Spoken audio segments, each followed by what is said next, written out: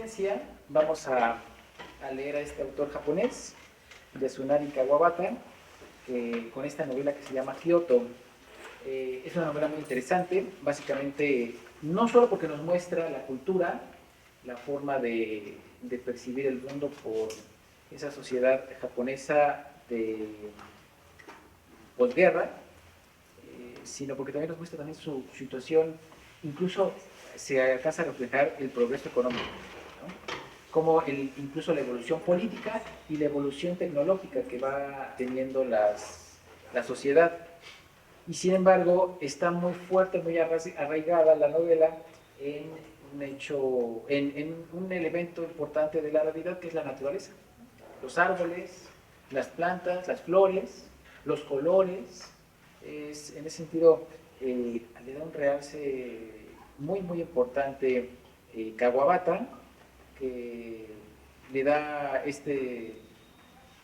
quizá la naturaleza es el coprotagonista, ¿no? de la novela junto con Kieko y toda la familia, ¿no? Como que te dispara la imaginación, ¿no? Y te imaginas, te sientes estar ahí o ver lo que está en el mundo. Sí, además cuando algo importante, bueno, al menos a mí me pasó, leía la novela y describe una serie de árboles, de flores. Entonces me iba a internet y buscar las plantas, cuál era el cedro japonés, cuál era el arce, cuál es... Los cerezos japoneses, los tulipanes así con los colores como los describen. O sea, uno va viendo todas las flores, los árboles, y pues es toda una cultura, ¿no? Desde los pinos, ¿no? Porque los pinos, exactamente. ¿Te imaginas los pinos? Tú los conoces aquí en Japón, pero ajá. Ya cuando empiezas a ver así, pues pensar, exactamente, y los cipreses cómo los van podando. La verdad es que es una novela muy, muy hermosa. Les mencionaba que maneja una estética muy bonita y tiene una característica que la sencillez. Tiene una sencillez de lenguaje la novela que no necesitamos prácticamente más que en contadas ocasiones ir al diccionario, y tiene, bueno, esto quizás es un mérito del traductor, ¿no? Principalmente, pero tiene, la verdad es que hay una sencillez de estructura que uno puede pasar de un tema a otro con una naturalidad que parece algo sencillo, pero realmente no es nada sencillo tener esos cambios de tema. Quizás los tenemos de manera natural en la oralidad, pero en la escritura no es tan sencillo. Entonces, es algo que me llama mucho la atención de esta novela y que, bueno, fue escrita justamente por este autor japonés, Yasunari Kawabata, que pues nació igual que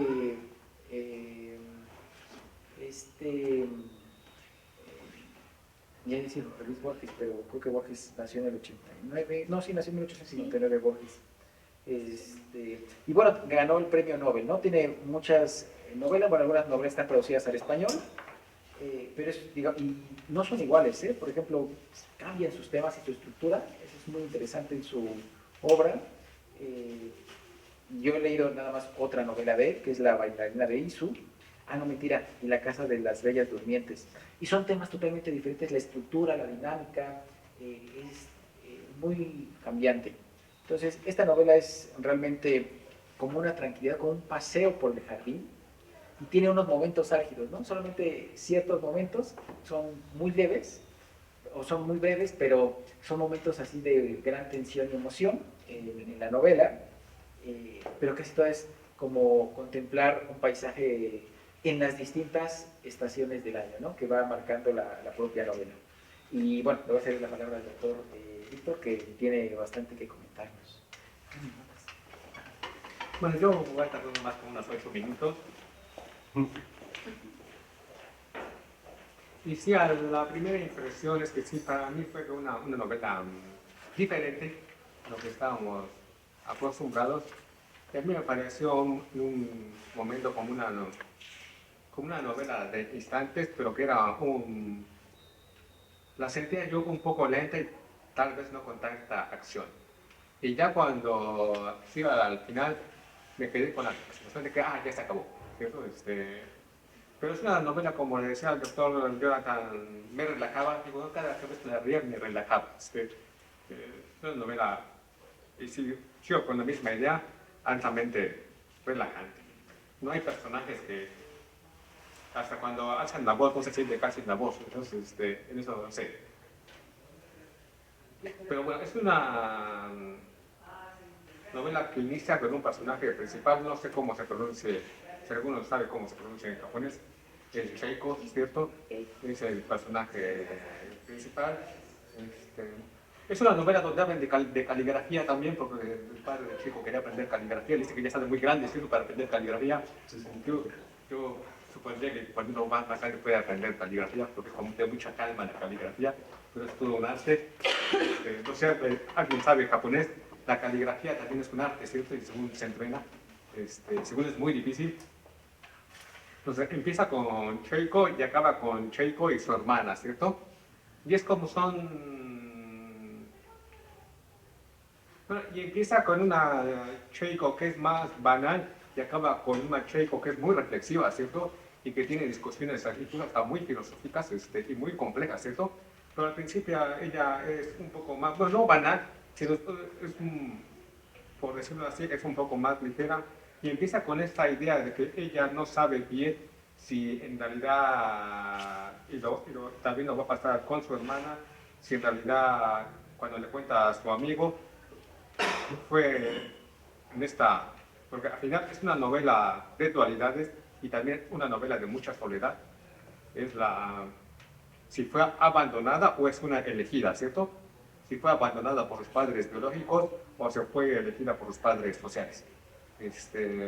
Y también su hermana, bueno, y Cheiko tiene esta idea de que ella fue tal vez abandonada por sus padres biológicos, pero le fue bien. Y la que no fue abandonada y fue elegida por los padres biológicos es más pobre, ¿cierto? Entonces, están estos dos mundos que están conviviendo y Cheiko en un principio se siente que fue abandonada por sus padres biológicos y esto le causa conflicto. Ahí tiene partes interesantes que les voy a leer uno después con su amigo y tal vez uno de sus amores o sus caminos amorosos que tenía ella, que fue, bueno, en la novela es Shinichi, en otras traducciones dicen Shinchi. Y al final acaba como que estos mundos, cuando su hermana se va, la va a visitar en la noche y después amanece y se va, de que esos dos mundos, lo tradicional con lo moderno, no se pueden fusionar y por eso se separan, ¿cierto? Como que no se pueden encontrar, solamente se encuentran en un instante y después se tienen que separar de nuevo.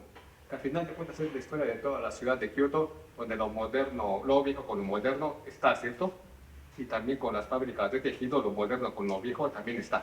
Entonces todo ahí está mezclado, esta idea de lo viejo con lo moderno, y que en la visión del escritor estas ideas, todas estas cosas no se pueden juntar, porque están cambiando. Pero es una novela, como les digo, de soledad, porque al final de cuentas Cheiko se siente, no sé si se siente un poco sola. El padre de Cheiko también se siente solo y tiene nostalgia de lo que fue un día antes su tienda, de su vida social también. Entonces y de sus creaciones que hacía antes, pues también hay mucha nostalgia y bueno, y también se siente solo. También muestra que piensa el autor que la vida y la vida de las personas y la vida de Kioto es como un tejido, ¿cierto? Y por eso pone tanto énfasis en los tejedores y que la vida está como muy, ¿cómo se dice? Imbricada, ¿cierto? Tiene muchas conexiones difíciles de hacer, pero también es difícil como de realizar, porque es un tejido, la vida. Y por eso esta transición de las dos hermanas, de Naeko, la fusión de Naeko con Cheiko es muy complicada, son mundos diferentes, y solamente se juntan en un instante. Es una novela, sí, de instantes. Tiene párrafos, bueno, y tiene otros personajes, tiene los personajes femeninos, que están Cheiko y su hermana, que representan simbólicamente diferentes cosas. Tiene personajes también masculinos, que también representan diferentes cosas. Están los personajes jóvenes, como es Shinichi y su hermano, que también son otra dualidad. Cheiko y Naeko tienen el mismo origen, ¿cierto? Son son hermanas, pero son diferentes, ¿cierto? Caminos diferentes. Y los hermanos también, Shinichi ¿cómo se llama? Atsuki. Raisuke, ¿no? Atsuki son hermanos, pero también son diferentes, ¿cierto? Es como un paralelismo entre los dos. Son misma raíz, pero diferentes, porque Shinichi es muy bello, es muy calmado, y a Shinichi le gusta la naturaleza, porque al principio invita a Sheko a ver plantas, ¿cierto? Y el otro hermano, el hermano mayor, es diferente. Ese le gusta más los negocios, está más de acuerdo a lo moderno, ¿cierto? E incluso le llama a su hermano menor pajecito, ¿cierto? Como que ve el pasado como a cierta distancia. Y bueno, son los dos hermanos que también son diferentes, y los dos son opciones para que Cheiko se case. En un principio, pues, la novela parecía que se iba a casar con Shinichi. Después, el padre de los dos visita al papá de Cheiko para más bien a Cheiko, ¿cierto? Pero más bien son dos caminos que se le van abriendo a Cheiko, y está también por un momento el camino de, no sé cómo se pronuncia, de Hideo, pero Hideo un poco mayor, porque los hermanos llegan más o menos de la edad de Cheiko, pero Hideo, como lo narra autor, tenía 30 años. Era una persona más madura que representaba todo lo fuerte, del tejido, ¿cierto? Del ser un trabajador. Bueno, de hecho, Hideo se queda, da la impresión de que él quiere seguir más de cerca, por eso invita a esta Naeko cuando le entrega su obi. No, y la cita a ella en el festival de las eras, si no me equivoco, la cita a ella, ¿no? Y quiere seguir conviviendo con ella, y no invitó a Kieko, como si esa tradición quisiera mantenerse, ese tejido quisiera mantenerse en lo tradicional de Naeko, ¿no? En ese especie de simbolismo. Bueno, ya terminé. Y voy a leer unos párrafos cortos. Tiene unos párrafos muy bonitos que se pueden leer. Y uno es muy breve, que es el de Hideo, cuando se encuentra con el papá con Takishiro. Y Hideo le dice: las flores tienen una vida breve, pero viven, es innegable. El año próximo echarán capullos y se abrirán. Así vive la naturaleza, ¿cierto? Es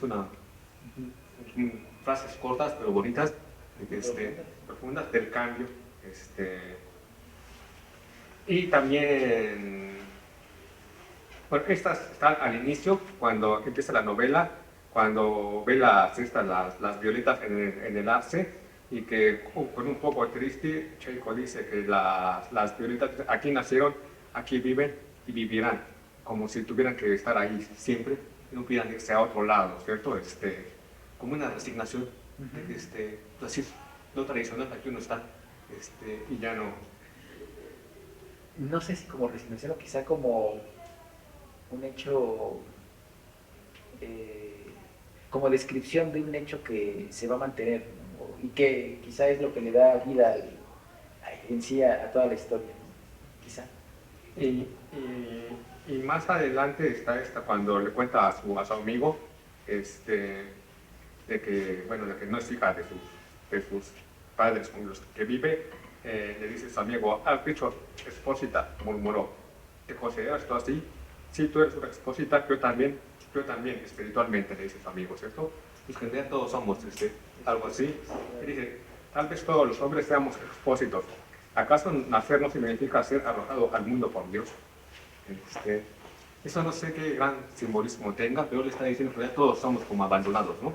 O sea, todos hemos sido tal vez abandonados. Y ya lo último, esto que tiene un gran simbolismo, como dijo el doctor Jonathan, porque aquí las flores, bueno, casi todo tiene un gran simbolismo. Cuando habla en una página, habla tanto del cedro, habla del arce y habla de las violetas. Y bueno, le dice Cheiko, dice: los cedros crecen rectos como estillos y son muy hermosos. Y pienso yo que así de rectos deberían ser los hombres, le dice Cheiko. Su papá le dice: y no es bueno que así sea. Una criatura recta como un cedro de la montaña del norte puede ser adorable, pero ¿dónde se encuentra? en un momento dado, tanta rectitud puede ser su desgracia. La mamá de Cheiko le dice, ¿qué importa que un árbol se tuerza mientras crezca? Así piensas tú, padre, fíjate en nuestro viejo arce. Entonces, el arce se puede torcer, pero el cero representa la rectitud, ¿cierto? Y por eso Naeko vive en la montaña de los celos. Entonces, el arce se tuerce. Y ya después, Cheiko dice, con la cara vuelta hacia el jardín, guardó silencio durante un rato. Luego dijo, fuerte como nuestro arce he de ser yo. Su voz sonaba triste. Prefería ser como las violetas que todavía en su tronco. Pero las violetas ya se han marchitado. Entonces las violetas tal vez sean más bonitas, pero son efímeras. Que están representadas las violetas, los cedros y el arce, y papel que juegan y cómo las están viendo. Es una novela bastante bonita, que da mucha, bueno, a mí me dio mucha paz. Pero podemos empezar con qué les pareció. Pues a mí me gustó la parte de estar hablando de los grillos. Me vino a la mente la película de Disney, la de Human, de una muchacha que es guerrera, y los grillitos, y hay el grillito que lo está aconsejando, ¿no? Y buscando, hay una gran tradición en el cultivo de los grillos, pero tradición, y porque dice que el grillo es sabio, es el consejero sabio. Entonces, pues esa parte me gustó, ¿no? Y además la novela es bastante, ahora sí que diría yo color de rosa, pero sí tiene puntos que entonces recuerdo lo que decía el doctor, ¿no? De los pinos que son rectos y todo, ¿no? O sea, algo viene un viento y lo va a tomar. Eso que entonces tiene que tener un pequeño doblez pues, para que resista, ¿no? Pero sí, bastante entretenida y sobre todo se lee con una gran facilidad, ¿no? Hay palabritas que, bueno, esto no lo entiendo, que, por ejemplo, los famosos lotos. Aquí no estamos acostumbrados a los lotos, ¿no? Yo les diría, bueno, si quieres ver lotos, vete al jardín japonés que está en Jardines de México, en Cuernavaca, y hay un jardín. No, yo pensé, pero... Es que platicábamos ayer, ¿no? De que había un jardín japonés, primoroso, se lo recomiendo. En Jardines de México, yendo hacia Cuernavaca. No sé qué pasar para acá adelante. Es que, de hecho, justamente es la idea que estemos en círculo para podamos de hecho, por conversar. ahí tengo una foto que tomé, un loto, y luego se las comparto. Adelante. Nada más tengo que buscar el fotógrafo, pero no sé luego el nombre. Ya, eso que mencionas de los vídeos también lo platicábamos el doctor Víctor y yo, porque sí, creo que hay como toda una tradición interesante en los grillos. Le platicaba de que hay una novela muy curiosa de Alberto Ruiz Sánchez. Él es muy escritor de novela erótica. Bueno, no es que sea erótica, pero está muy bonita. Y tiene una novelita que se llama Los Jardines Secretos de Mogador. Y ahí viene un capitulito donde habla de un jardín, que se llama el Jardín de Voces, y cultivan justamente los grillos y tienen que distinguir el sonido, porque cada grillo tiene distintos sonidos para parearse, para comer, para distintas cosas. Entonces, tienen esas características. Les va describiendo en las novelas, es algo muy bonito, y le escribe, incluso narra que escribió esa novela porque fue a un jardín, no, fue a un museo, me parece que fue en Estados Unidos, o en Japón, uno de los dos, no fue. Y vio que existían casas, o sea, construían casas para grillos. Entonces tenían hasta ciudades así como para grillos, para que se reprodujeran, y el sonido pues era intensísimo, ¿no? Dependiendo qué es lo que quisieran hacer. Pero sí, es toda una tradición en esa cultura de Japón. Y algo que a mí me llamó la atención y que se me hizo interesantísimo, la novela empieza diciendo lo que va a hacer, ¿no? Porque empieza con que esta Kieko dice, Kieko descubrió las violetas en el tronco del viejo arce y ve dos violetas, ¿no? Que están una junto a la otra incluso llega esa reflexión, ya un poquito más adelante, donde se pregunta ella, ¿la violeta superior y la inferior se reunirán alguna vez? ¿Se conocerán entre sí? Se preguntaba Kieco. ¿Qué podría querer decir las violetas se reúnen o se conocen? Está anticipando que se van a encontrar, ¿no? Y es algo que, bueno, es algo curioso, ¿no? Porque ella no sabe que tiene una hermana. Llega, ya cuando la encuentra, pues cuando encuentra a la hermana, en esa danza en el, en el templo, pues es un momento álgido, ¿no? Cuando la ve, la reconoce, incluso empieza a bailar con ella, ¿no? Y pues su sorpresa, ¿no? Es su hermana, y hasta el grado de que le provoca altera tanto sus emociones que le da fiebre, ¿no? Y la tiene que acompañar a casa. Digo, a mí me pareció muy interesante porque desde el principio, como lo dijo el doctor Víctor, comienza la novela con Kieco y termina con Kieco, pero no es la misma Kieco, ¿no? Es una transición, así como las estaciones del año, que va pasando una novela de primavera, verano, otoño, invierno, así Kieco también va transformándose, no tan de manera tan contundente como una estación del año, pero sí va mostrando una transformación, ¿no? En su personalidad. Es algo que me pareció muy, muy interesante de la forma en la que está estructurada la novela, y que muestra esos cambios. Y dentro de esos cambios, no solo cambia ella, o sea, no cambia las estaciones, cambia la vegetación y cambia la ciudad. Por eso se llama Kioto, ¿no? La novela, porque muestra cómo se va modificando la propia ciudad. Quizá está representada la ciudad de alguna manera, aún no sé cómo encontrar esto, pero quizá está la ciudad de Kioto resumida en Kieco, ¿no? No sé por qué, pero es una transición, ¿no? Hay una transición política, porque incluso recuerda que señala que Kioto era la capital, ¿no? del imperio, y que fue 1000 años, y tenía como 100 años más o menos, o un poquito menos, que había dejado de ser capital, ¿no? Había migrado. Político. Y luego, tecnológico, nos va mostrando los cambios que la tecnología, y por eso también los cambios culturales que hay en la vestimenta occidental, y ellos quieren presentarlo, quieren conservar la tradición, ¿no? Del kimono, de los odis, y después también la transición económica, la modificación económica, cómo tienen un proceso económico que es de recuperación, ¿no? Incluso, aunque el negocio va para abajo, y por ejemplo el padre de Kieco tiene esa posibilidad de adquirir una nueva vivienda, ¿no? Aunque pequeña, pero tiene esa posibilidad. Entonces va mostrando esas transformaciones la novela, y no solo de ella, ¿no? Sino también de los personajes que intervienen de alguna forma en este personaje que es Kieco.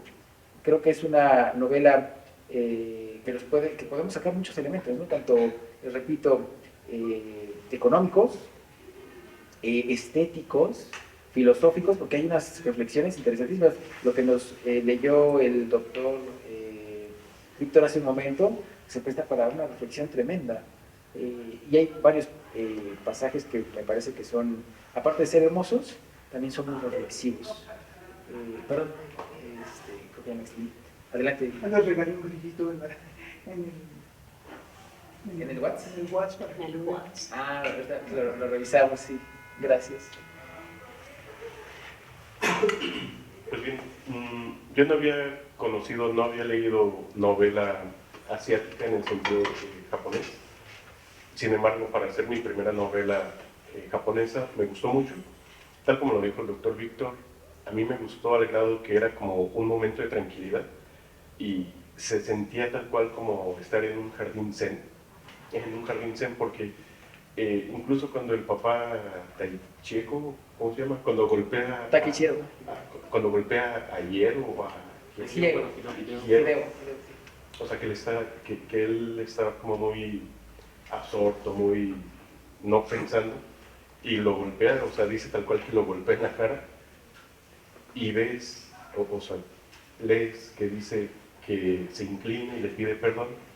O sea, te trasladas al modo de ver las cosas como en Oriente. O sea, realmente es oriental. ¿Qué habría sido en un país como México o Latinoamérica? Pues empiezan a pelear, ¿no? Quizás.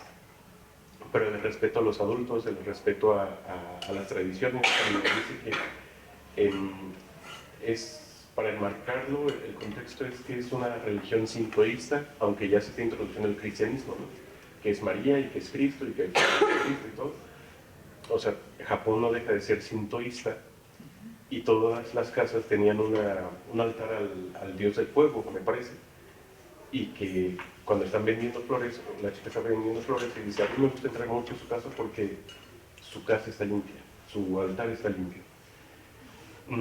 También, o sea, por otro lado, además de que la novela te transmite mucha tranquilidad, mucha paz, yo pensaría, bueno, conforme iba avanzando la novela, aunque el personaje central, de los personajes centrales es Chieko, y sus amoríos, Naeko también, la mamá, el papá, el señor Sumato, ¿cómo se llama? El otro señor de las telas. Creo que la ciudad de Kioto también es otro personaje, porque tiene una descripción de las ceremonias, de los bailes, de cómo están floreciendo, de los lirios, de las carpas, cuando el chico la ayuda a cruzar a Chieko también. Creo que se detiene mucho Kawabata en describir a la ciudad, en describir el contexto, tanto que te transmite ese como que estoy ahí o quiero ir para allá. También a mí me dio un poco de curiosidad cuando conoce a Naeko, por ejemplo, y ella en lo de los dos, las dos violetas, ella muestra un proceso reflexivo.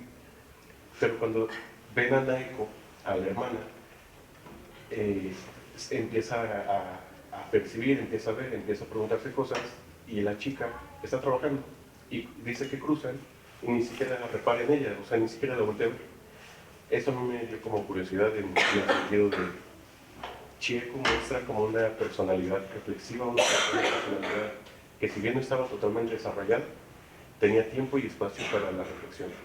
Pero la otra chica que se dedicó al trabajo y tuvo ese destino, no podía reparar en reflexionar un poco más sobre su vida. Y de ello nos introduce Hierro, el del telar, cuando el papá cuando está hablando con el papá, disculpen los nombres, es complicado. Nos pasa igual es con los nombres, y ya leímos y lo vamos a leer y otra vez los nombres se nos van. Y cuando le dice, disculpe señor, es que uno sumergido en el telar no tiene tiempo para pensamientos tan sublimes. Ahí, y como usted lo mencionó, siento que Kawabata nos va introduciendo pedazos que después se van transformando en una narración propia de la novela. Y finalmente, a mí me dio mucha curiosidad qué significa Chieko, qué significa Naeko, y fui a dar que los kanjis de Chieko significa la que desborda sabiduría, y Naeko significa planta que está brotando, algo así significa. Y el sufijo ko es hija, o sea, Chieko y Naeko es hija, pero singularmente es la que desborda sabiduría y brotes que están naciendo. Y para mí tiene mucho significado eso. Fue un poquito difícil para mí porque no había leído novelas orientales, pero me gustó mucho. Sí, claro, es una bonita. Muy bonita. Algo básico.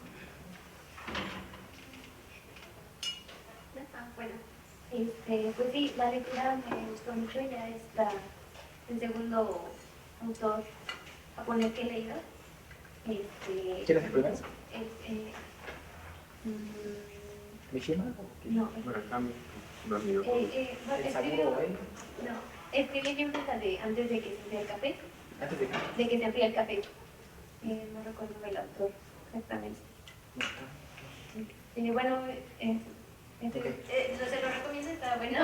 El sexto piso ha traducido a muchos japoneses también, ¿no? Ajá. Entonces, Y pues sí, me gustó bastante porque fue muy flexible la lectura. Comúnmente suelo distraerme o pierdo el interés de, y pues sí, me hacía imaginar mucho el escenario. No soy tan fan del arte asiático, más bien japonés, pero sí transmite la belleza que tiene desde lo más simple, ¿no? Tiene muchas partes reflexivas eh, y que considero que para una leída rápida sí es agradable, pero es más recomendable, creo, leerlo con pausa, con tiempo, y así poder comprender correctamente ah, pues, pues todo este entorno que pues, en cierto punto desconocemos, ¿no? ¿Te gustó? ¿Sí? Sí. ¿Qué es lo que más te gustó? Pues la belleza, cómo representaban los escenarios, como bueno, no era una niña, ya tenía 20 años, Chieco, me parece, sí. Y pues no sé si sea esa parte en la que concordamos con las edades y ver que tan solo como la belleza que ella percibe, pues para mí en lo personal como que lo paso a veces por alto y no me detengo a reflexionar correctamente sobre la simpleza de la vida, ¿no? No sé, ¿qué más puedo agregar? Bueno, creo que por el momento así acomodo mis ideas bien correctas. Antes de que se enfríe el café, dice que es de Tochikazu Kawaguchi. Sí. Sí. No la conozco, pero se llama Antes de que se enfríe el café. Sí. Son como una trilogía. Son 3 libros. Y pues son en torno de una cafetería en la que tú puedes conversar con cualquier persona que tú hayas perdido. Pues básicamente puedes conversar con esa persona hasta el momento en el que se enfríe el café, que es la simpleza del título, ¿no? Al momento de que tú andes conversando con esa persona, no puedes cambiar tu realidad, pero sí puedes llegar a sacar lo más profundo de ti mismo y que sí te hace, pues, en cierto punto, llegar a sentir los escenarios que te cuentan estos personajes, que son 4. Muy bien, buena recomendación. Bien, gracias. ¿Alguien más quiere comentar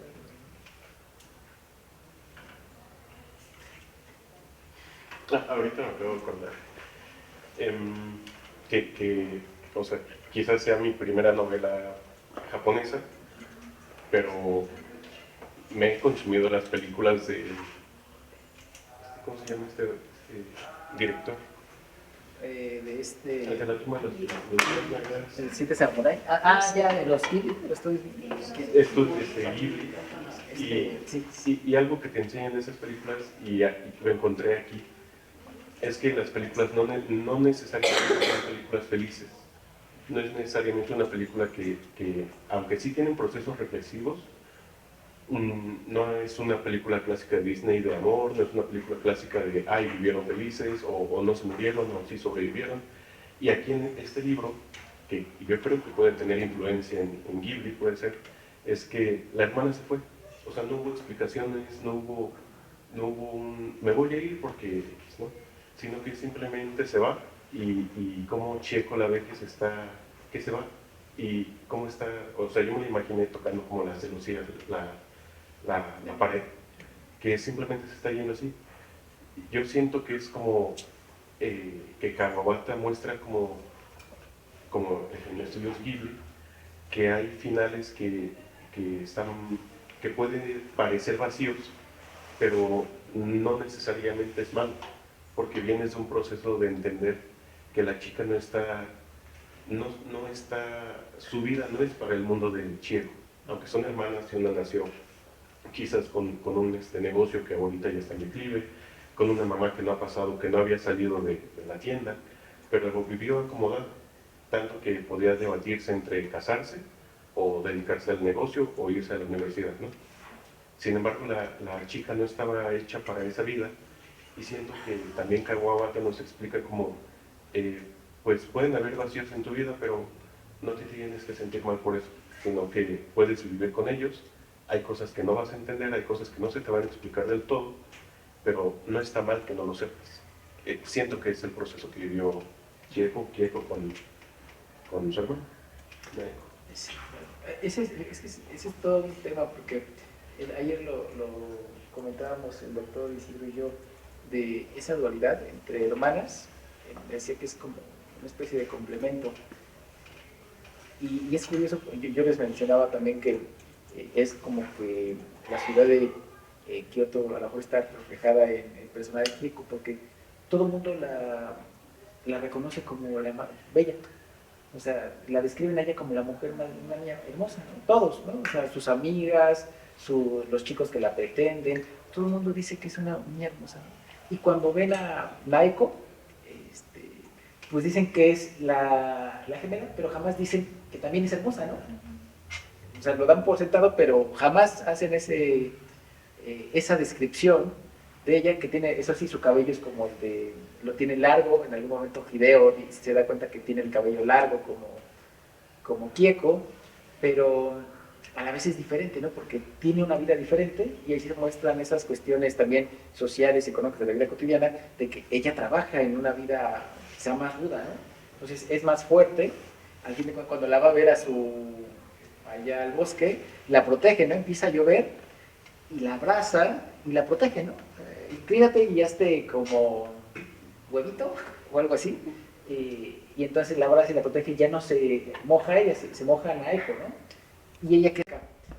Ahí me parece que es algo muy interesante, porque esa dualidad es como la fuerza y la rudeza, y la aspereza quizá, y la belleza y digamos, la delicadeza quizá de las plantas, ¿no? A lo mejor una representa las flores, la hermosura de las flores y la delicadeza, y la otra la tradición, la fortaleza, la robustez, la fuerza en Naeko. Y es algo que ayer nos preguntábamos, el doctor Víctor y yo, ¿por qué este final? O sea, el final porque además en alguna parte le dice, cuando le lleva el Obi Hideo a Naeko, le dice, ese no es para mí, era para mi hermana. No, si es para ti, yo lo hice para ti. Dice, tu hermana me pidió que lo hiciera para ti, pero yo ya te lo había prometido. Y total que sí lo acepta y la cita, ¿no? Pero le dice, yo ya no quiero, soy muy feliz de haber encontrado a mi hermana, pero no quiero relacionarme ya con ella. Eso fue así como que, hombre, ¿no? Es como un shock, ¿no? Como encuentras a tu hermana y justamente su hermana se la quiere llevar a vivir, ¿no? Con ella, con sus padres, pero ella no quiere. Y de hecho, así termina la novela, agarra y amanece y se va. Entonces, le decía ayer al doctor Víctor, la verdad es que es algo que no hemos contemplado, pero hasta el final puede ser como, en cierto modo, complejo, porque dice, la ciudad estaba como debía estar, todavía sumida en... no, perdón, porque dice, bueno, agarra y se va. Dice, la mañana siguiente, Naeko se levantó muy temprano, sacudió un poco a Kieko para despertarle. Señorita, bueno, perdón, esa es otra cosa. Kieko la nombra por su nombre, ¿no? Naeko. Pero Naeko no se atreve a decirle su nombre, nada más le dice señorita. Una explicación, pues es porque hay esa estratificación social que está muy marcada en esa sociedad, esa estratificación donde pues, una clase social no se puede dirigir por igual, ¿no? Pero es curioso, ¿no? Porque si es su hermana, ¿por qué no le dice por su nombre? Le dice señorita. Entonces dice, señorita, he pasado el momento más feliz de mi vida. Ahora me marcharé para que nadie pueda verme. Tal como Naeko había dicho, durante toda la noche el fino polvo de nieve había caído intermitentemente. Ahora la fría mañana centelleaba. Kieko se levantó. No tienes un abrigo impermeable, ¿verdad? Toma este. Buscó su mejor abrigo de terciopelo, un paraguas plegable y otras galochas para Naeko. Todo esto para ti. Ven otra vez, por favor. Naeko meneó la cabeza. Bueno, no sé cómo la meneó, si no, o sí, pero ella le pidió que fuera, ¿no? Dice, Kieko permaneció junto a la puerta de celosía contemplando a Naeko, que se alejaba. Unos pocos y delicados copos de nieve cayeron sobre el cabello de Kieko y se desvanecieron con rapidez. Y dice al final, la ciudad estaba como debía estar, todavía sumida en el silencio del sueño. O sea, no dice todavía, o sea, ¿qué pasó después? En el libro que nos comparten, dice que movió negativamente la cabeza, o sea, No. Bueno, está avisando que no, ¿no? Sí, por todo el contexto es que no. Y entonces, efectivamente, no quiere regresar. Y uno dice, ¿pero por qué? O sea, si encontró a su hermana es para que estuvieran juntos. Y además su hermana melliza, pero dice que no. Entonces, le comentaba al doctor Víctor, no sé si coincida conmigo, que a lo mejor todo es un sueño, ¿no? De Kiko, que está despertando y en realidad soñó todo lo que vimos en la novela. Pero no lo sé, ¿no? O sea, es una hipótesis de café, ¿no? Como decían. O sea, es instantánea porque me la acabo de sacar ahorita. Pero Normalmente, si nos comparamos con los orientales, yo contacto con los orientales, de hecho, esta frase era, agota tu chino para que trabaje contigo, ¿no? Bueno, pero al decir oriental había que decir una especificación porque Oriente es muy grande, es inmenso. Pero si Japón, te das cuenta, China, vienen Tailandia. de los chinos, vienen los japoneses, o sea, todos vienen de una misma rama. Bueno, esa parte, pero por ejemplo, Rusia también es Asia, Ujú. y el Turquestán también es Asia, Ok, toda la parte es Asia. O sea, vamos a hablar de las descendencias de Claro. los chinos para acá. Entonces, Lejano esas personas Oriente. del lejano oriente, de esa parte, ¿no? Son muy independientes. Son muy independientes, o sea, y fríos a la vez. O sea, el respeto debe ser muy frío, ¿sí? ¿En qué sentido? Pues son mis padres, sé que van creciendo, llega un momento que van a morir, pues se acabó. Y aquí en la novela te lo deja ver con la partida de la hermana, ¿no? Ahora sí que cada quien tenemos nuestro camino y nos vamos, ¿no? Nosotros encontramos a un hermano que nunca vimos, pues nos queremos vivir y morirnos con él, ¿no? Pero eso es por la idiosincrasia de los latinos, ¿no? Pero, como digo, la gente de parte del Oriente no hacia Rusia, son fríos, ¿no? Yo me acuerdo, algún curso que tomé de inglés, adopté a mi japonesito, trabajaba en una empresa que tenía un caballero, y él me platicaba que él había tomado decisión a los 16 años de separarse de su familia y recorrer el mundo, ¿no? Entonces acompañé y lo mandaron aquí y pues se me decía que éramos muy apapachadores y ustedes no trabajan solos, tienen que tener acompañamiento, ¿no? Yo, pues, toda mi gente somos independientes, ¿no? Bueno, pues ahora sí que sí lo veía, ¿no? Y pues te das cuenta en la novela de varios puntos de ese tipo y que pues, la gente va naciendo para ciertas cosas. En este país no lo vemos así, pero ya el que pues, sale para ser tejedor es tejedor hasta que se muere, ¿no? Y sus hijos pues, pues, van a ser tejedores, ¿no? Ya hoy ya se está viendo, ¿no? La modernidad hace que tomen diferentes caminos, ¿no? Y libro pues, es lo que te está mostrando, ¿no? O sea, es una cultura completamente diferente sí, a a la nuestra latina. excepción. Y muchas cosas pues, nos hacen así frías, ¿no? Pero Lo que sí, es la gran diferencia. lo que sí, la novela sí destaca que esa estratificación, así lo muestra, esa estratificación social por jerarquías muy marcadas, ¿no? Y entonces pesa más, puede pesar más esa jerarquía que el amor, que la afiliación sanguínea, eso pesa más que cualquier otra cosa. Entonces, bueno, puedo entender eso que efectivamente por alguna razón ella no quería.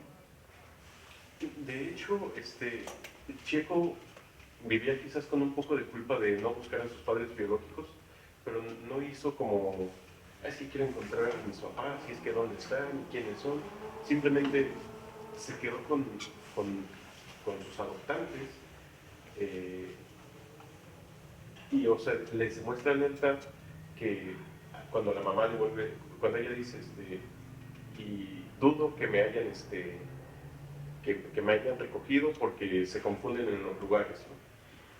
O sea, ella no se compra totalmente la historia que ellos les cuentan, pero no hace como nosotros pensaríamos el hecho de, ay, quiero mi línea consanguínea, quiénes son, dónde viven, dónde están, ¿no? Simplemente como que vive con ese, vuelvo al punto del vacío, vive con ese, pues no sé quiénes son, no sé dónde están, pero soy leal a mi papá y a mi mamá que me recogieron o me robaron, quién sabe qué haya sido, y se queda con ellos, se queda con ellos. Y yo les voy a preguntar si ustedes lograron ubicar temporalmente dónde está situada la novela. Yo la situé alrededor de 1950-1960, porque hablaba de los norteamericanos. Y la posguerra. Ajá, en algún momento incluso menciona el año, menciona que ahí por el año 53, en alguna parte, no recuerdo el dónde. Creo que es el 56. 53, por ahí menciona 53 o 56, no recuerdo exactamente, pero menciona que es por esos años, o sea, acababa de pasar ese año. Sí. La posguerra. Ajá, sí, claro. Y estaba luchando con la modernidad, que es la lucha del papá, ¿no? Ujú. Esa es la lucha del papá. O sea, cada quien tiene su propia lucha. Fíjate que eso Pero me pues, es menciona. una lucha de la ciudad, como decían, porque no es una novela pero también es de la ciudad, de que la ciudad de Kioto está cambiando. Y que bueno, que al final de cuentas es la lucha también de las hermanas, cuando le dice, Naeko le dice, es cierto, que no le gusta, no me gusta colocarme en el lugar de otra persona. O sea, ella le está diciendo que en Naeko, realidad sí, no claro. va a ser como es, y no va a aceptar las cosas que es la otra, ¿cierto? Claro. Eso no, como al principio lo dice la novela, en realidad no se iban a juntar, porque es una novela que es de dos cosas opuestas, de lo viejo y lo moderno, y que las cosas, como que las cosas son efímeras, como son las violetas, es lo efímero, y por eso nomás se encuentran en un momento, que ese gran momento nomás duró Un instante, ¿no? un Como, instante. como lo que dura una flor, ¿no?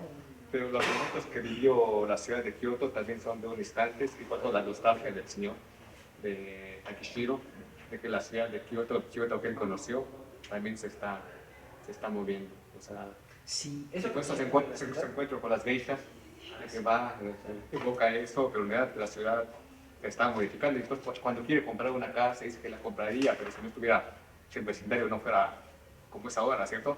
Y cosas así. O sea, es una ciudad que ya está siendo diferente y que no va a volver hacia atrás. Eso de la transformación, ¿no? Por ejemplo, recuerdan ese pasaje donde dice que volvieron a reconstruir los templos porque los norteamericanos habían ahí construido sus viviendas, ¿no? Entonces los demolieron y volvieron a construir sus templos, como que quieren en realidad conservar su cultura, su tradición, pero a la vez no pueden, porque ya empieza la transformación de la ciudad, incluso con el tranvía, ¿no? Está el tranvía y que ya es insuficiente ese tranvía y lo tienen que cambiar, y al principio se les hacía feo, pero ahora ya está, lo ven con cariño y lo llenan de capullos, ¿no? De flores. Eso es algo muy, muy curioso, ¿no? Como esta ciudad se está transformando y Kieco también se está transformando, ¿no? Como mencionas, al principio, o sea, no se ve que tenga intención de buscar a sus padres, como que no tiene, es pasiva, ¿no? Parece pasiva Kieco, pero es la que en realidad tiene toda esta, digamos, vorágine, retomando la lectura que hicimos anteriormente, bueno, en el semestre anterior, esa vorágine que tiene de emociones, Kieco, porque pues está transformando, tiene emoción, no sabe qué hacer, le invita a uno, le invita a otro, se encuentra a su hermano, no sabe si decirle a sus padres, le dice a sus padres, quiere invitarla, no sabe si decirle a Hideo, resulta que el hermano Ryusuke, bueno, el hermano de Shinichi, también la pretende, no sabe realmente qué hacer, si se va a casar, si va a dedicarse a negocios, si ir a la universidad, porque además era punta, ¿no? Ya sabía inglés, le llevó los libros de los pintores a su padre, entonces tiene una transformación, empieza aparentemente pasiva, pero ya al final se acuerdan cuando le habla ya con toda firmeza al contador, que le dice que quiere que le enseñe y que le muestre los libros, y el otro pues el contador se pone así de, pues yo llevo todos estos años, 20 años he llevado la contabilidad, y dice, mañana me los enseña, y se da la vuelta y se va, y el otro se queda así como que no me dio ni siquiera tiempo de réplica, ¿no? O sea, ya tiene firmeza, ya parece otra Kieco, ¿no? Y en realidad sí se transformó como la ciudad se está transformando, que es algo igual que los árboles y las flores se están transformando, todo el tiempo están diciendo, es que ahorita todavía están floreando, ya después ya no van a estar. O sea, saben que el próximo año va a volver a suceder, pero son esas transformaciones, esas metamorfosis que tiene la ciudad, los árboles. Encontré una imagen que me gustó mucho del bosque de cerdos japoneses, y uno se explica como los cerdos que uno acostumbra, ¿no? Pero son diferentes, es la forma como si los rodaran todo el tronco y queda frondoso arriba. Y así es el bosque, o sea, son puros troncos y hasta arriba están como los árboles. Se ve, la verdad se ve precioso y es a donde encuentra a Naeko. Y por el lado contrario ella está como entre flores, está en su jardín con un árbol medio torcido, que es quizá lo que mencionaba el doctor Víctor, esa modernidad puede crecer torcida, ¿no? Pero la tradición es firme y esa se mantiene recta con lo que... ¿no? Eso me gustó mucho de la novela. Y tiene unos momentos muy reflexivos, de hecho no sé si lo leyó el doctor Víctor, por ejemplo, cuando ya están en el bosque con su hermana, le dice esta Kieko, me gustan los bosques de cedros, he venido muchas veces antes, pero es la primera vez que estoy aquí en las montañas, dijo Kieko observando alrededor. Dos muchachas estaban rodeadas, porque como decía el doctor Víctor, Kieko representa la modernidad, el cambio, y Naeko la tradición, ¿no? la fortaleza de la sociedad, la cultura que se mantiene firme. Entonces por eso nunca había ido al bosque. Dice, las dos muchachas estaban rodeadas de rectos troncos de cedros, tamaño uniforme. Son árboles hechos por el hombre, dijo Naeko. ¿Cómo? Tienen 40 años, los talarán y los convertirán en columnas y cosas semejantes. Si los dejan crecer durante 1000 años, anchos y altos, durante 1000 años serán anchos y altos. A veces pienso en eso, los bosques vírgenes son los que más me gustan, pero en esta aldea es como si cultiváramos flores para cortarlas. Kieko no dijo nada. Si no existiera el hombre, tampoco habría nada como Kioto. Todos serían bosques naturales y pastizales. Esta tierra le pertenecerá a los jabalíes y los ciervos, le pertenecería a los jabalíes y los ciervos. ¿No es cierto? ¿Por qué viene el hombre a esta ciudad? Es aterradora, la especie humana. Naeko, ¿tú piensas esas cosas? Kieko estaba sorprendida. Sí, a veces. ¿Te disgusta la gente? Adoro la gente, respondió Naeko. Nada me gusta más que la gente, pero ¿cómo sería si no hubiera gente sobre la tierra? De repente pienso en esas cosas después de dormitar un poco en las montañas. Y le pregunta Kieko, ¿no es eso un poco de pesimismo oculto en tu corazón? Contesta, aborrezco el pesimismo. Como parecería como que si en el fondo no quisiera relacionarse con los hombres y a la vez después como que no quiere hacer sentir mal a Kieko y dice, no soy pesimista, no, sí me gusta la gente, pero es una reflexión muy interesante, ¿no? O sea, los árboles los cultivan para podarlos en 40 años, como dice, como si fueran flores. O sea, está hablando del proceso de destrucción quizá de la belleza y de la naturaleza que ejerce el ser humano en el bosque. Y Kieko como que ni siquiera se ha parado a reflexionar en eso. Y ella dice, pues es que los hombres somos los que vamos a disfrutar las cosas. Es algo muy reflexión muy interesante. A mí me gustó mucho esta novela. Se me hace muy estética en general. Incluso cuando habla de varias cosas, ¿no? Pero bueno, perdón. ¿Alguien iba a mencionar? No, bueno, regresando al comentario que había dicho que a lo mejor esto pudo haber sido un sueño, creo que sí puedo llegar a concordar, porque en cierto punto inicia con la parte reflexiva sobre, en cierto punto existencialista de Kieko, en cómo, en la parte existencialista, en cómo durante todo el proceso, antes de que su papá le comentara que en realidad la encontraron, pues ella sí se preguntó y sí tuvo esas dudas sobre si de verdad sí la robaron o no. Otra vez mire.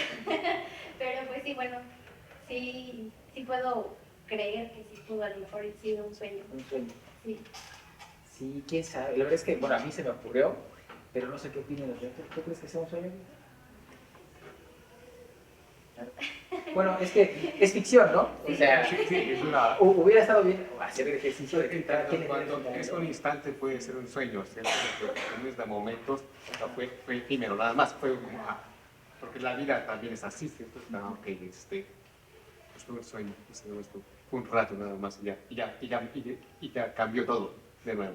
Pues aunque haya sido real, puede haber sido un sueño. Pero de todas maneras, en la novela las dos hermanas no estaban destinadas a encontrarse o a vivir juntas, porque no podían convivir lo moderno con lo tradicional. Eso no podía ser. Ni en las hermanas, ni en la misma ciudad podía ser que ese encuentro se produjera, porque eran como vidas paralelas que solamente se encontraron bueno, que era como geometría euclidiana, que tenían que ser paralelas y que solamente dejó de ser euclidiano un momento, o sea, que se encontraron.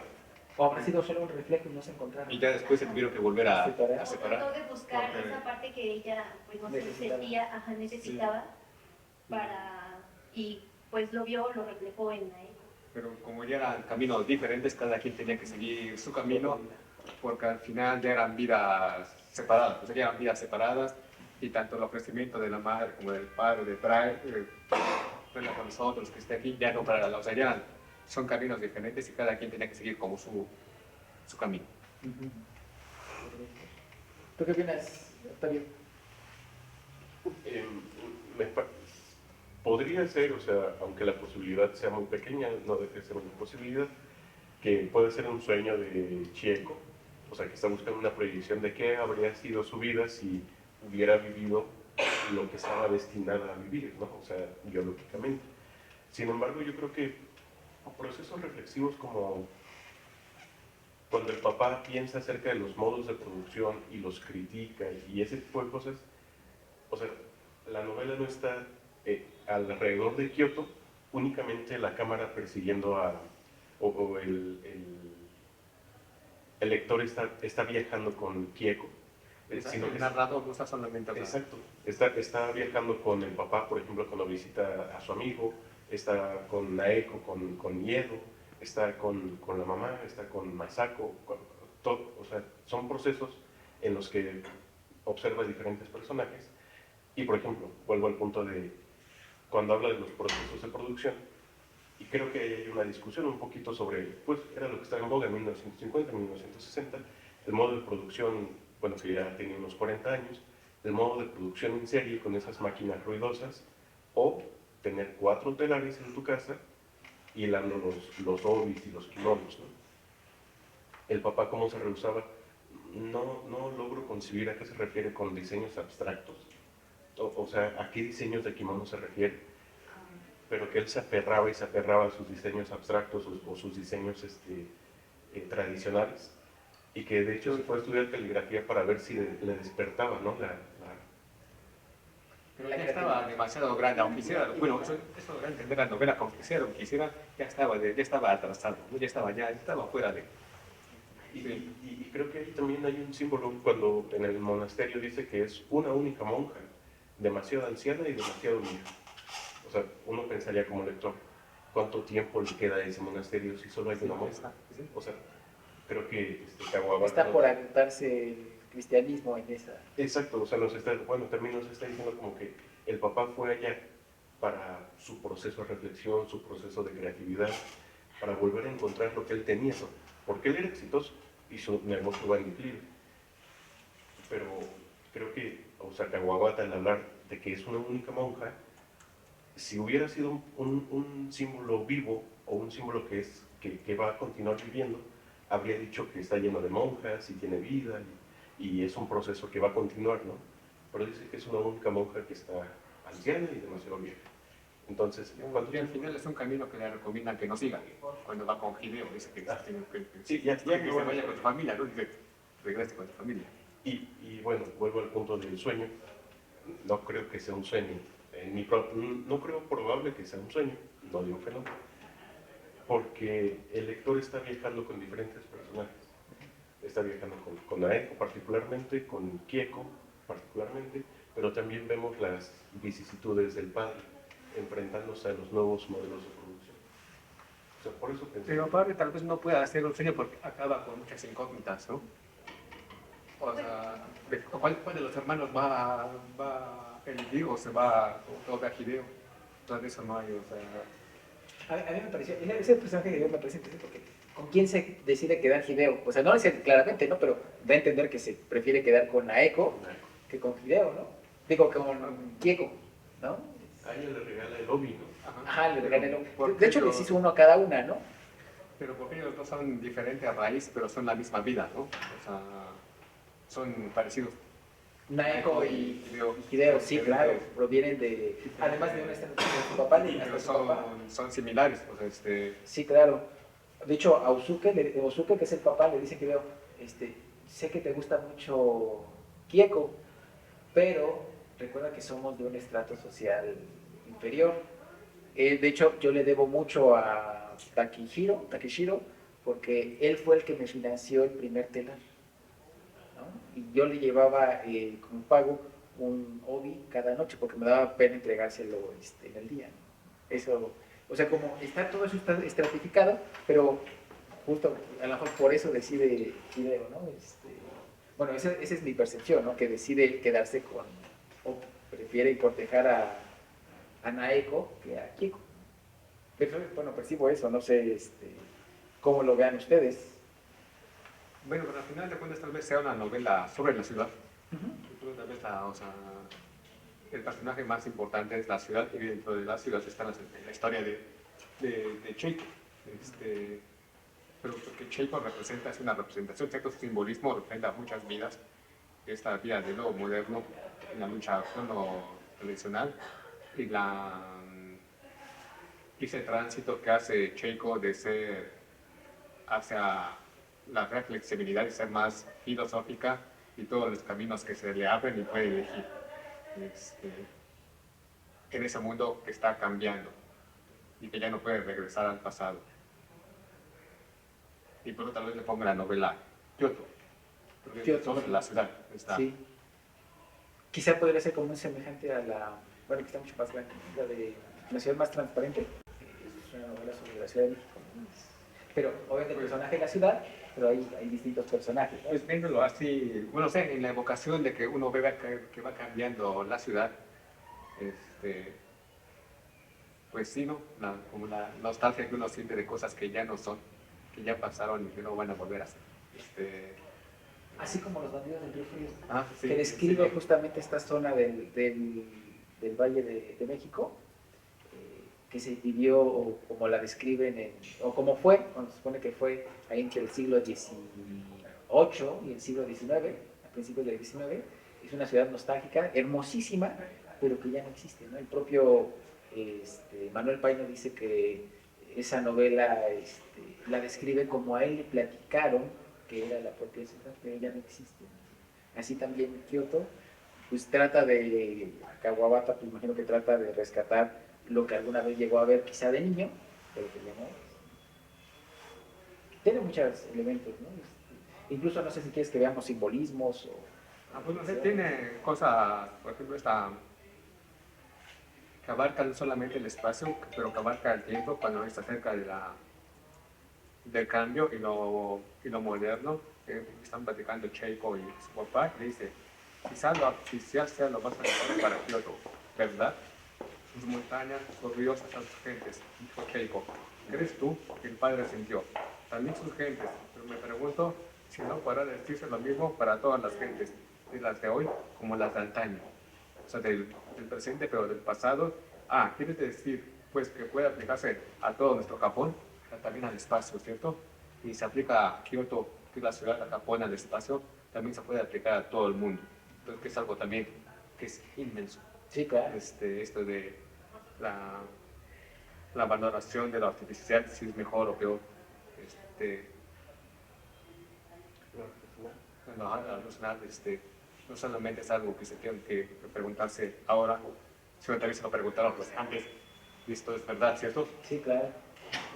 Y si me lo permiten también reflexionar, es que no me pareció una novela en la que tuvieras que leer o interpretar líneas como Dante, por ejemplo, como El infierno de Dante, sino que es una novela muy transparente. Ahorita que mencioné el concepto, me parece una novela muy transparente en el hecho de que te muestra el proceso reflexivo de las personas, te habla del ambiente, del contexto, hasta la brisa, el polvo de nieve, te habla de los bosques, de las fiestas, te describe el baile coreano, por ejemplo, dice que es muy bonito. es muy transparente la novela o el escritor Kawabata en que te permite que lo imagines todo. O sea, no tienes que estar como reflexionando, ¿qué habrá querido decir aquí, no? No sé si piensan lo mismo. Sí, es una novela como de párrafos muy cortos, pero que sí transmiten el significado, ¿no? Que según es característica de la novela japonesa, la brevedad, pero que sabe transmitir. Bueno, porque sus párrafos también son pequeños, y sus capítulos también son pequeños, pero cada cosa que quiere transmitir como que se entiende. Y por eso cuando uno va la leyendo, y dice, ya se acabó. ¿Qué hay más después? Y no hay nada, ¿cierto? Sí, Ya se acabó. Sí tienes tanto cuando, porque incluso no abunda tanto en la metáfora, ¿cierto? Porque no pero sí comunica bastante. Y uno sí siente en la montaña del bosque de los cedros. Incluso cuando le comentaba que la lluvia, a mí la tormenta se me hizo demasiado repentina, eso sí, que de pronto cayó una tormenta. Ni tan siquiera había hablado de que el cielo se había nublado, ¿cierto? ¿Cómo va a caer la tormenta? sí, claro. Pero o sea, es como breve, pero sí, sí se transmite. Bueno, Y no sé si a ustedes les pareció también que la mamá, desde mi perspectiva occidental, era una persona un poco triste, era una persona un poco muy solitaria, Yo la definiría deprimida, deprimida. ¿no? Pues que sería quizá. Pero, digo, como tal, no da muchos detalles de eso, ¿no? Pero sí da como que esa impresión, ¿no? A mí algo que me llamó la atención es que cómo sabían a Eiko que tenía una hermana, ¿no? O que estaba buscando a la hermana. Nunca da detalles.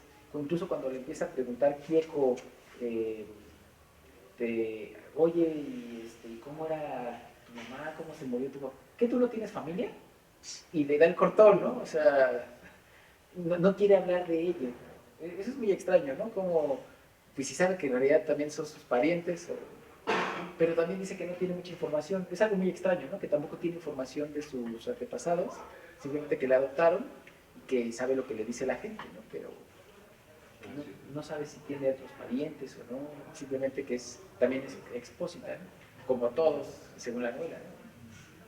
Tipo muy heideggeriano. En ese sentido. Bueno, yo quisiera hacerla, bueno, después de haber escuchado todos, la intervención. A mí me gustan las novelas, bueno, no he tenido la placer de leer una novela japonesa más que esta, pero la cultura oriental en el sentido de cómo ven las cosas.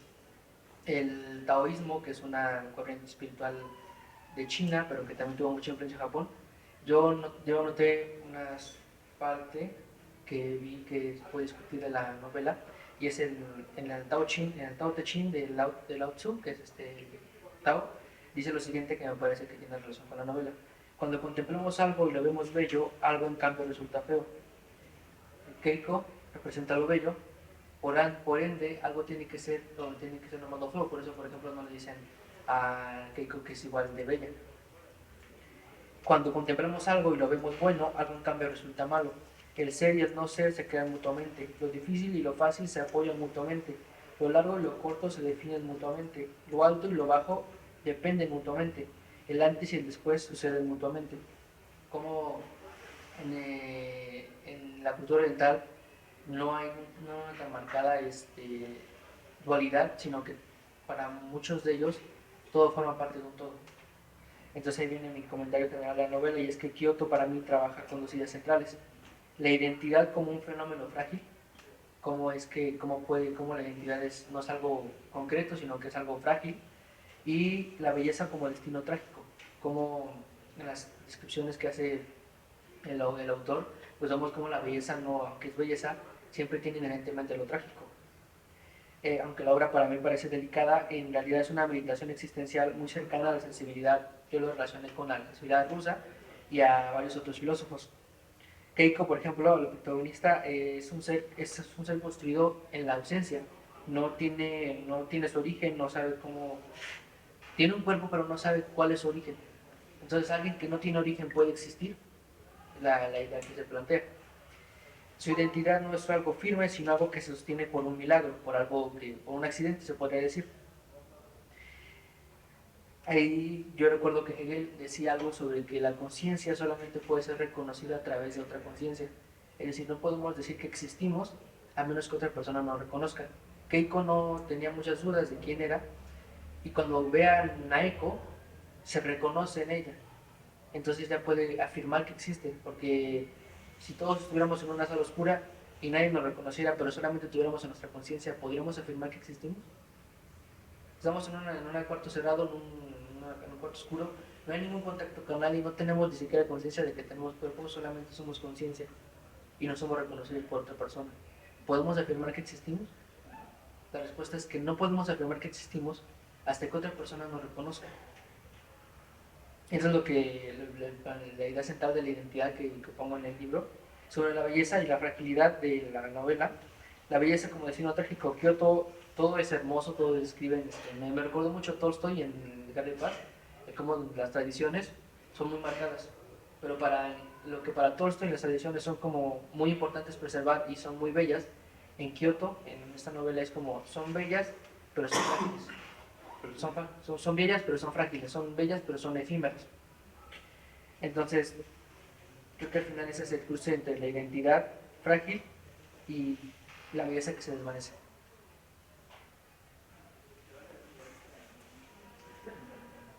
Más bien me quedé pensando en que eso no lo responderán los empiristas. David Hume dudan de todo y necesitan una certeza para encontrar si existe o no. Podría ser. No. Digo, es una cuestión, pero a fin de cuentas, efectivamente, a lo mejor ya cuando encontró, que me quedé pensando en lo que decías, que ya cuando encontró a Naeko, que dices que cuando ya ve esa identidad, ese reconocimiento de sí misma, que se da cuenta que existe, empieza a haber una transformación, porque ahí se nota más la transformación de Kieko, perdón, cuando encuentra a su hermana. Por eso tiene toda esa vorágine de sentimientos, de visiones, de emociones, de conflictos, que es quien más conflicto tiene, pero fue a partir de que encontró De que es reconocida por otra persona. Exactamente, de que la reconoció y se reconocieron mutuamente, ¿no? Porque Naeko sí decía que la estaba buscando, pero ella fue como la sorpresa que ya la había visto, ¿no? Porque la había visto previamente, que le dijo que amiga es muy parecida a ti, y ella como que dice, no, como que no lo quiso aceptar en un principio, ¿no? O le daba pena, ¿no? Pero hasta la amiga le reconoce, es que tú eres muy hermosa. Y Mágico. ¿Qué nombre tiene? Sí. Sí, claro. Hay una reflexión que quizás es muy simple, muy sencilla, si se los puedo leer, y es acerca de Hideo con el papá Takichiro. Dice, señor Hideo, que eso sí, o sea, aunque es joven, se refieren como señores y señoras. Lo que decía de las formalidades. Señor Hideo, ¿qué le parecen estos tulipanes? Preguntó Takichiro con cierta aspereza. Las flores viven, repuso Hideo en tono igualmente desabrido. ¿Viven? Sí, no cabe duda, viven, pero a mí ya empiezan a aburrirme. Demasiadas flores. Y Takichiro dio media vuelta. Las flores tienen una vida breve, pero viven, es innegable. El año próximo echarán capullos y se abrirán.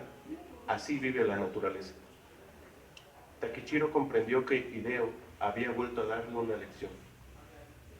A mí me conflictó un poco porque, o sea, pensando que es una novela bastante transparente, bastante explicativa, dice, Takichiro comprendió que Hideo había vuelto a darle una lección.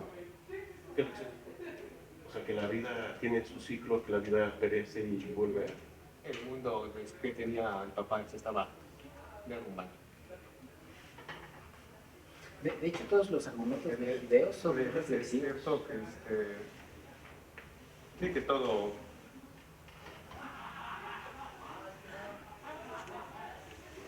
es breve. O sea, es de instantes. Es una novela que son de instantes. Entonces no se puede aferrar a la ciudad de Kioto, al Kioto viejo, a su negocio que se está también derrumbando, y aunque va a poder vivir con dignidad, está cambiando. Entonces,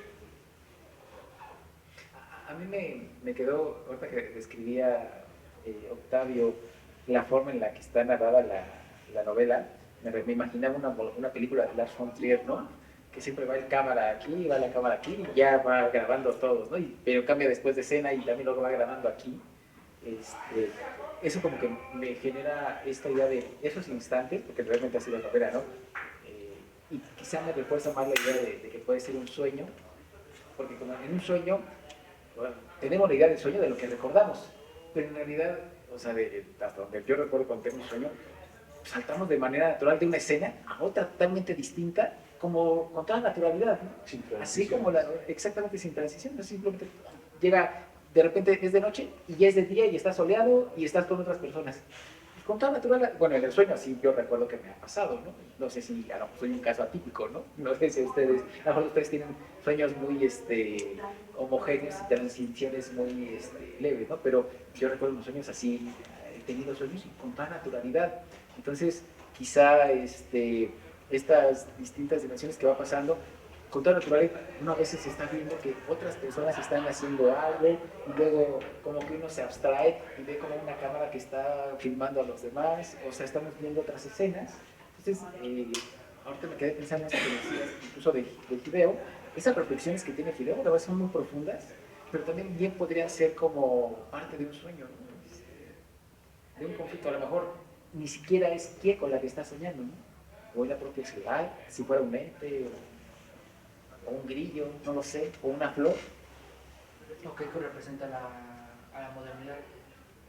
Sí, como lo decía. De que la modernidad en algún momento se cruza con la tradición, pero como no se pueden quedar, solamente están en un momento y se van.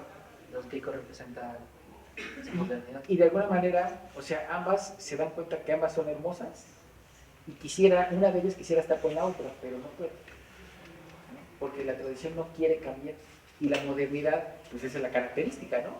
Que va cambiando, va atrás. Igual ahí podrá responderse lo del origen, porque la modernidad como tal no tiene un origen. No, claro, no, pero me refiero en el sentido de que la modernidad es lo que ya está cambiando y la tradición es lo que queda firme. La modernidad es el cambio, podríamos decir en ese sentido, o lo quiero decir en ese sentido. Entonces, sí, ya sé que modernidad puede ser modernidad hace 100 años, la modernidad para los que vivían en esa época con respecto a los del siglo anterior, ¿no? Pero me refiero a modernidad, esa transición. Kieko representa el cambio, esa transformación tecnológica, económica, social, cultural, etcétera, y Naeko representa la tradición. Ella no puede cambiar. Entonces se ven ambas que son el reflejo de otra. Somos hermosas, pero no podemos estar juntas. Kieko la quiere jalar, pero no puede porque la tradición no puede cambiar. Es firme, es como el bosque. Bueno, y al final está que Naeko, sea como sea, la eligieron a sus padres, ¿cierto? Y también Sí. representa lo que Japón quiere, y a Cheiko no se sabe si fue elegida o si fue abandonada. Sí, jamás se sabe. Eso representa que esto es lo que Japón elige o en realidad es lo que a Japón O lo que ya le tocó. o lo que ya le tocó a Japón, ¿cierto? Sí, claro. Puede hacer eso, pero no se pueden encontrar. Pero lo curioso es lo que más reconoce la gente, ¿no? Lo que ya le tocó, no lo que ellos decidieron con lo que decidieron quedarse, ¿no? Lo que reconocen es esa Bueno, transformación. con lo que le tocó a Cheiko le fue mejor. Ah, sí, Bueno, claro, pues, no, ¿no? pues, Sí, pues tiene una mejor vida, ¿no? Sí. Esa modernidad. Claro. Y las novelas de Kawabata son así, ¿Cómo? de instantes en donde la ciudad es otro personaje. No, este es únicamente de la ciudad. Bueno, las obras que yo leí, se me olvidaron sus nombres. La de la Isu, la de Pero la... bailarinas de Isu, la casa de los bellos durmientes, son totalmente diferentes. O sea, es una canción totalmente no es la ciudad. Japón tiene una escuela de poesía que es el haikus, que según yo es muy chiquita y según es la idea de en 3 líneas poesía corta que contenga lo infinito, pero sean como distantes. Entonces, mira, y tal vez esté influenciado, porque sí es una novela corta, pero que intenta abarcar como si la vida de las personas, la ciudad. Entonces, en Japón, tal vez puede estar Quizás pregunto porque, por ejemplo, he estado leyendo un poco a León Tolstoy y hay un poco de continuidad en sus novelas, en la forma en la que escribe. por ejemplo, Dostoyevsky, lo que me llevé es que todas sus novelas son muy similares en el proceso reflexivo profundo, la descripción de la psique, y por eso preguntaba de Caguabat, si él habla así en momentos breves, si él habla sin transiciones, si él nos muestra estos procesos de transformación. Sí, esa estructura sí, pero digamos que ya no se enfoca en una ciudad, o sea, depende de la novela, ¿no? Es tanto la estructura como la forma, y sí, obviamente va pasando de etapas o de momentos, ¿no? Va pasando un personaje y de repente habla de la ficción de otro, pero al menos en la que encontré en esta tiene como que una, ¿cómo puedo decirlo? Cambia de una manera muy suave de una escena a otra, de un tema a otro. Eso me gustó mucho de esta novela. Quizá por eso la propusimos, pero sí, pero valió la pena leer las otras novelas. Y bueno, la verdad es que, sinceramente, lo reconozco, ¿no? O sea, no conozco la literatura japonesa, simplemente más que... Digo, es un mundo desconocido, la verdad, tanto la literatura japonesa, coreana, china, la oriental en general es desconocida para la mayoría de los occidentales. Y al leer esta novela, o sea, con lo poco que he conocido y gracias a ustedes también, o sea, podría ver que este autor florece solo y como los haikus se llaman, ¿no? Los poemas cortos. Haikus. Esta novela florece sola en su propio proceso japonés, o sea, que es como muy japonés, sin tanta o sin influencias externas como rusas, no hay influencias occidentales, europeas, no hay influencias de otro tipo, sino que yo sentiría que es una novela muy propia del país, muy representativa de Japón. Quizá los temas sí son más enfáticos a su cultura, pero sí se ven algunas influencias, ¿no?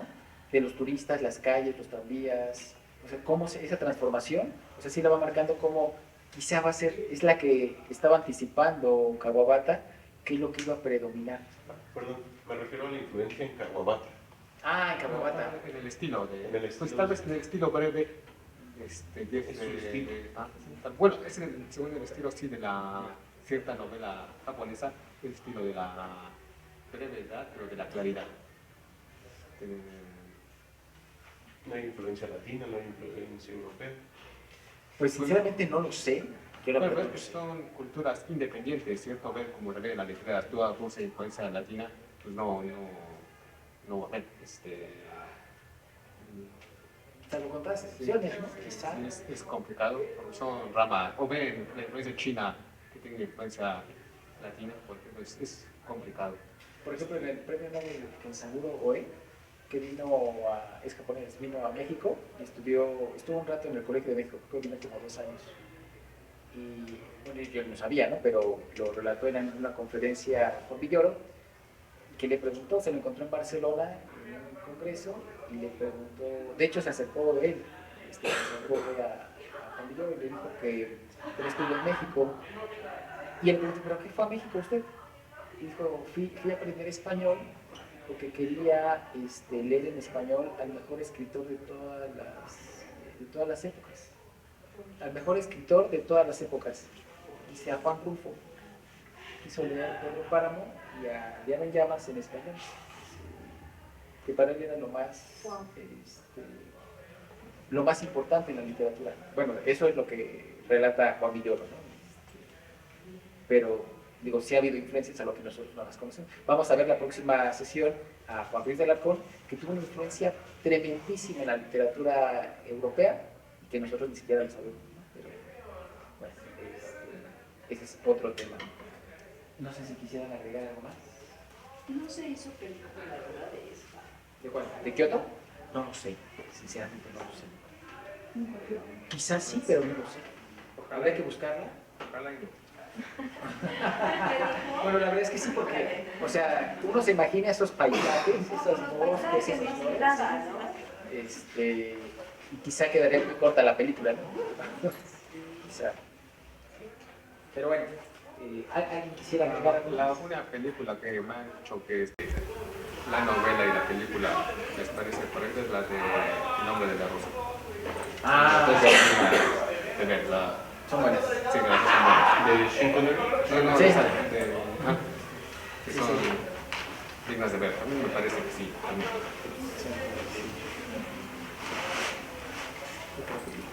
Bueno, ahorita no me acuerdo de ninguna, pero recuerdo que hay otra también que me gusta mucho, que es muy buena tanto como la novela, pero ahorita no me acuerdo cuál es. Bueno, les agradecemos su asistencia. Nos vemos el jueves 11 de noviembre, para hablar de la verdad sospechosa.